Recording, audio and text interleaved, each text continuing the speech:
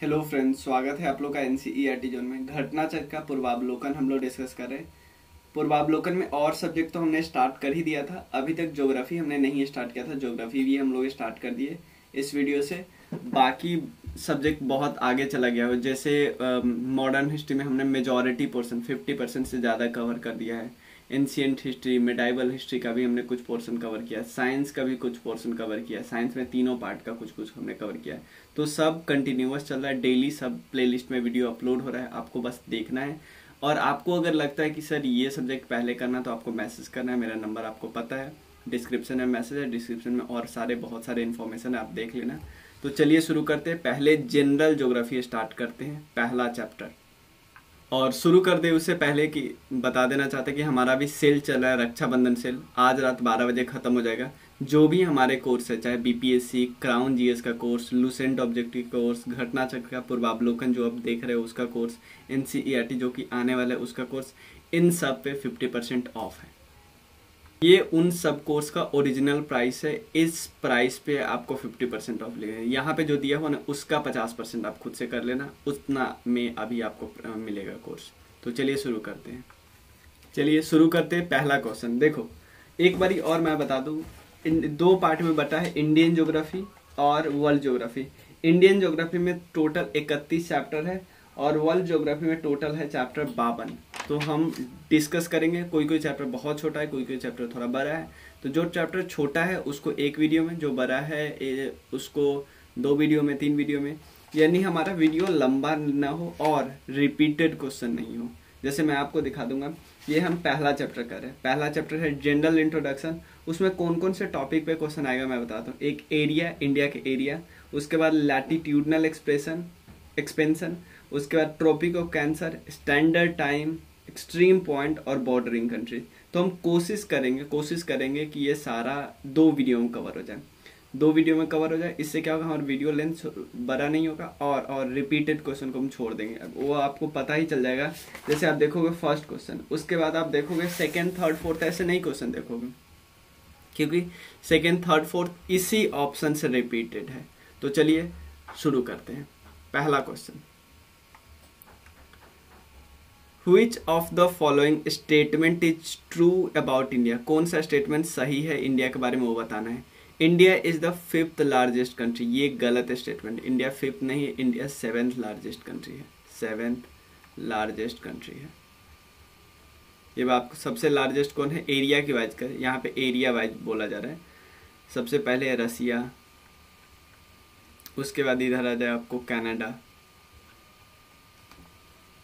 उसके बाद नीचे आ जाए इससे यूएसए, राइट चले जाओ चाइना, उसके बाद फिर इधर आ जाओ ब्राज़ील, फिर आ जाओ ऑस्ट्रेलिया और फिर आ जाओ इंडिया। तो 7वां है, तो कोई दिक्कत नहीं है। Russia, Canada, USA, China, Brazil, India. तो पहला स्टेटमेंट गलत, तो ये दोनों तो वैसे भी गलत।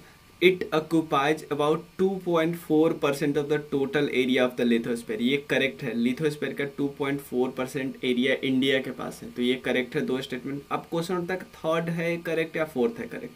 थर्ड स्टेटमेंट देखो कि इंडिया का पूरा एरिया ट्रॉपिक जोन में कवर होता है। नहीं भाई, अगर ऐसा अर्थ है तो ये होता है इक्वेटर, यहाँ पे होता है ट्रॉपिक ऑफ कैंसर, और ये होता है चलो north pole, south pole. India कुछ यहाँ पे है, मतलब आधा नीचे आधा ऊपर है, ये पूरा आधा आधा बटा हुआ है।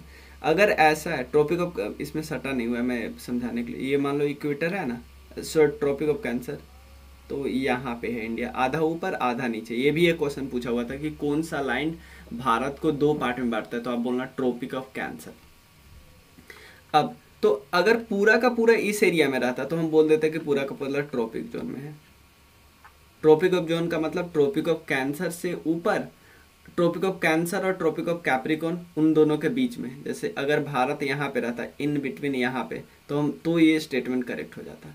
लेकिन ऐसा कुछ नहीं है, तो ये 3 स्टेटमेंट इनकरेक्ट हो जाएगा। क्लियर है ना। अब 82 degree 30 minute east longitude is use to determine the Indian standard time, ये करेक्ट बात है।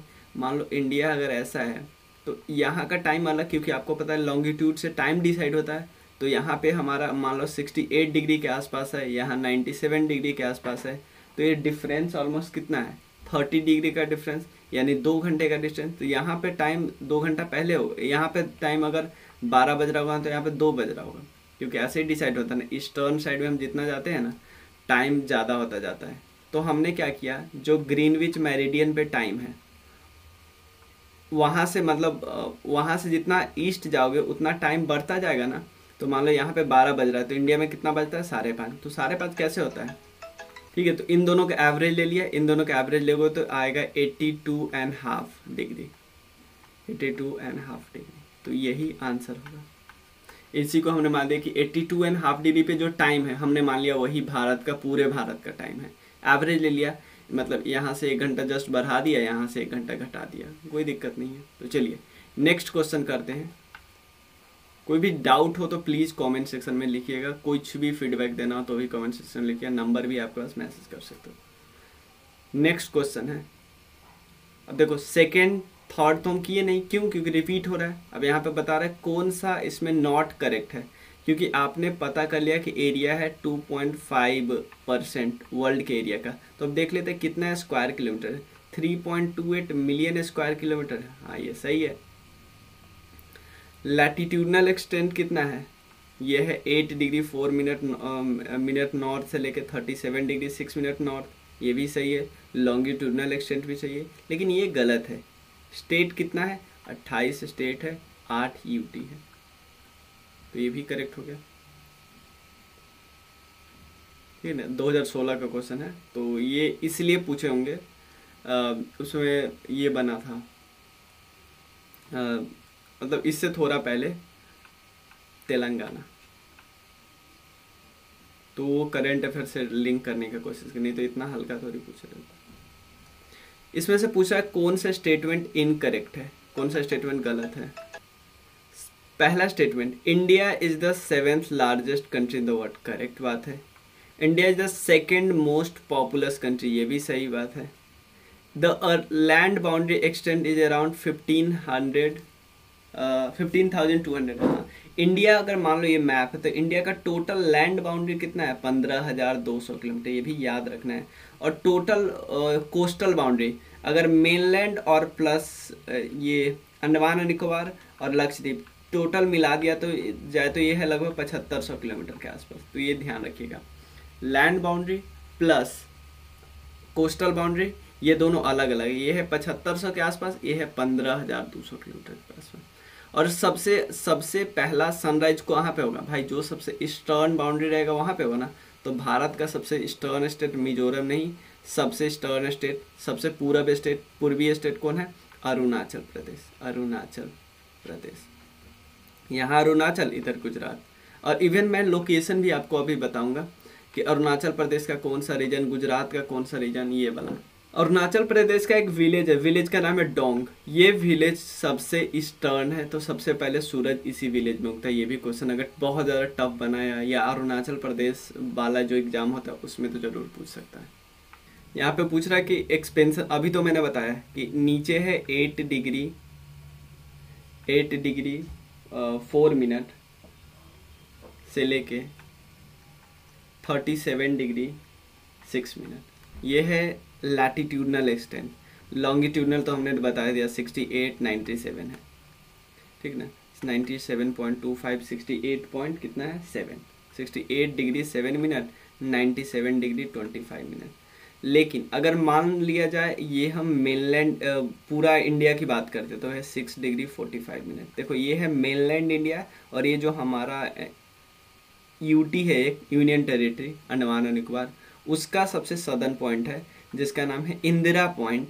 इंदिरा पॉइंट का लैटिट्यूड क्या है 6 डिग्री 45 मिनट। तो ये इससे भी साउथ है ना, तो ये बात ध्यान रखना है। तो इसमें कोई भी आंसर करेक्ट नहीं है। अब देखो लैटिट्यूड ये वाला लाइन होता है, लॉन्गिट्यूड ये वाला लाइन होता है, हमें पता है। तो आपसे पूछ रहा है क्वेश्चन है, नेक्स्ट क्वेश्चन है कि जो लाइन यहाँ पे आपको मैं दिखाता हूँ, जो लैटिट्यूड सिक्किम को क्रॉस करती है वो और कौन से स्टेट को क्रॉस करती है। देखो सिक्किम के सामने कौन है, अगर सिक्किम को बिल्कुल ऐसे करोगे तो आपको दिखेगा उत्तर प्रदेश, हरियाणा और राजस्थान। ऑप्शन में दिखाता हूँ कौन कौन है। ऑप्शन है पंजाब, पंजाब तो किसी भी एंगल से आपको नहीं लग रहा है तो पंजाब ऑप्शन नहीं होगा। सेकेंड ऑप्शन है राजस्थान, ऑब्वियसली राजस्थान करेक्ट है। थर्ड है हिमाचल प्रदेश, नहीं है। और एक है जम्मू एंड कश्मीर। तो ये क्वेश्चन यूपीएससी प्रीलिम्स में आया था। तो आप सोच रहे हो कि हमें मैप का थोड़ा सा ज्ञान बहुत ज़्यादा ज़रूरी है, और मैप के ज्ञान से हम क्वेश्चन को आसानी से टैकल कर सकते हैं, ठीक है ना। कोई दिक्कत नहीं इस क्वेश्चन से, तो ये फिर से पूछ सकता है बाकी एग्जामों में। नेक्स्ट क्वेश्चन पूछा है कि ट्रॉपिक ऑफ कैंसर से कौन कौन से स्टेट पास होते हैं। तो ये को मैप से आपको याद रखना है। पहले गुजरात, राजस्थान, उसके बाद छत्तीसगढ़ है। छत्तीसगढ़ किससे अलग हुआ था, पहले एमपी फिर छत्तीसगढ़, मैप के हिसाब से एमपी फिर छत्तीसगढ़। छत्तीसगढ़ के बाद कौन आएगा, झारखंड। झारखंड के बाद कौन आएगा, डब्ल्यूबी मतलब वेस्ट बंगाल। वेस्ट बंगाल के बाद कौन आएगा, त्रिपुरा, और फिर मिजोरम। ठीक है, तो थोड़ा सा आपको ध्यान रखना है। गुजरात, राजस्थान, एमपी, पहले एमपी से अलग हुआ छत्तीसगढ़, बिहार से अलग हुआ झारखंड, और वेस्ट बंगाल, त्रिपुरा, मिजोरम। तो आपसे पूछेगा कौन सा नॉर्थ ईस्ट का स्टेट जहां से ट्रॉपिक ऑफ कैंसर गुजरती है, तो त्रिपुरा और मिजोरम।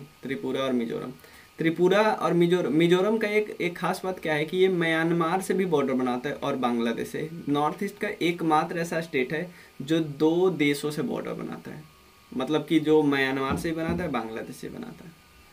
ठीक है, ट्रॉपिक ऑफ कैंसर आप देखो, गुजरात है आंसर में, यूपी नहीं है, छत्तीसगढ़ है आंसर में, झारखंड है आंसर में। तो 1 2 4। एक चीज और, इस क्वेश्चन से आपको क्या पता चलता है कि आपको जो मेन सिटी है ना, ऐसा नहीं, अब तो हम पहले क्या करते थे, मेन जगह स्टेट याद कर लेते थे, लेकिन अब मेन इंपॉर्टेंट सिटी जैसे दिल्ली, चेन्नई, बड़ौदा, बेंगलुरु, इन सब का लोकेशन भी पता होना चाहिए। और सिर्फ लोकेशन पता होने से नहीं होगा, लोकेशन तो हमें पता है कि इस स्टेट में, लेकिन लोकेशन के साथ हमें ये भी पता होना चाहिए कि इसका रेस्पेक्टिव लोकेशन है। ये स्टेट इधर से, मतलब ये सिटी इस सिटी से कितना राइट है, ऊपर है, नीचे है, ये सभी आपको थोड़ा सा अच्छे से नजर देना होगा। तो अगर यहाँ पे देखो तो longitude of Jabalpur location is between of Indore and Bhopal, ये गलत स्टेटमेंट, ऐसा नहीं है, लेकिन ये दोनों करेक्ट है। ठीक है ना। बेंगलुरु आप देखोगे, ये आप आसानी से लगा सकते हो कि बेंगलुरु तो हाँ नीचे है, चेन्नई से थोड़ा नीचे है, तो ये तो करेक्ट आप लगा सकते हो। ये लोकेशन आपको ज़्यादा दिक्कत नहीं करेगा, क्योंकि ये भी अच्छा सही लोकेशन है, मतलब कि इम्पॉर्टेंट लोकेशन है। चेन्नई भी इम्पॉर्टेंट लोकेशन है, ये सब भी है। तो ये सब ऐसे 2 और 3 करेक्ट है। ये सब ऐसे लोकेशन है जिस पे हम थोड़ा सा एग्जाम के समय थोड़ा सा ध्यान देना होगा, या पहले से दे सकते हो तो और ज़्यादा है। और ये और भी इम्पॉर्टेंट हो जाता है, ये तो यूपीएससी में पूछा है, और भी इम्पॉर्टेंट हो जाता है उस स्टेट में जिस स्टेट में बिलोंग करता है, क्योंकि वहाँ पे तो आराम से आपसे पूछा जा सकता है।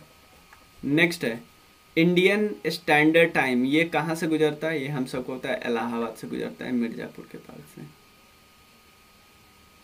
ठीक है, तो इस वीडियो में बस इतना ही। नेक्स्ट वीडियो में हम डिस्कस कर लेंगे इंडिया के एक्सट्रीम पॉइंट और बॉर्डरिंग कंट्रीज के बारे में। मतलब दो पार्ट इसमें रह गया ना, हमने बताया था स्टैंडर्ड टाइम तक कर दिया, 6 पार्ट था इसमें, एक एक्सट्रीम पॉइंट और एक बॉर्डरिंग कंट्रीज। इससे रिलेटेड क्वेश्चन हम लोग नेक्स्ट वीडियो में डिस्कस करेंगे। तब तक के लिए थैंक यू, और इस नंबर पे आप मैसेज करना है अगर आपको कोर्स इनरोल करना हो। ठीक है, किसी भी कोर्स में, बस आपको 1 दिन का टाइम बचा है, आप चाहते हो अगर 50% का फ़ायदा उठाना तो चलिए मिलते हैं फिर। Thank you so much.